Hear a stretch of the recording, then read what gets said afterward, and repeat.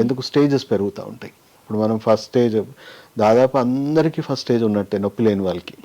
So second స్టేజ్లో బాగా ఏదో మ్యారథానో లేకపోతే బాగా వాకింగ్ చేసి మనం కిలోమీటర్లు కొద్ది వాకింగ్ చేస్తే మైల్డ్గా పెయిన్స్ వస్తాయి. థర్డ్ స్టేజ్లో ఈజీగా పెయిన్స్ వస్తాయి, కొంచెం స్ట్రెయిన్ అవగానే మెట్లు ఎక్కగా నాకు నొప్పులు వస్తున్నాయి. ఫోర్త్ స్టేజ్లో మన పనులు మనం చేసుకోవడానికి కూడా ఇబ్బంది పడతాం. ఫిఫ్త్ స్టేజ్లో లేవలేని పరిస్థితి. సో యూజువల్గా మనం మేల్కొనేది థర్డ్ స్టేజ్లో. డాక్టర్ దగ్గరికి వెళ్ళి పెయిన్ మేనేజ్మెంట్ ట్రీట్మెంట్స్ చేయించుకుంటాం. బాగా ముదిరిపోయాక డాక్టర్ గోల్ ఏంటి అంటే సర్జరీ చేయించుకోవాలి. అంటే ఇంకొకటో రెండో స్టేజ్లు పెరిగేదాకా మేనేజ్మెంట్ ట్రీట్మెంటే. సో ఇప్పుడు మేనేజ్మెంట్ ట్రీట్మెంట్స్లో ఇంకా చాలా వచ్చాయి. PRP treatment. అవును. సో ఏం చేస్తున్నారు, మీ బ్లడ్ని తీసి ప్లాస్మాని సెగ్రిగేట్ చేసి మళ్ళీ జాయింట్లో ఇంజెక్ట్ చేస్తున్నారు. అర్థమైంది కదా.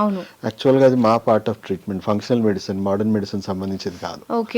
సో బట్ ఇక్కడ మనం గుర్తించుకోవాల్సింది ఏంది, ఇప్పుడు గోడలో లీకేజ్ ఉంది, ఆ లీకేజ్ వల్ల గోడ డ్యామేజ్ అవుతా ఉంది.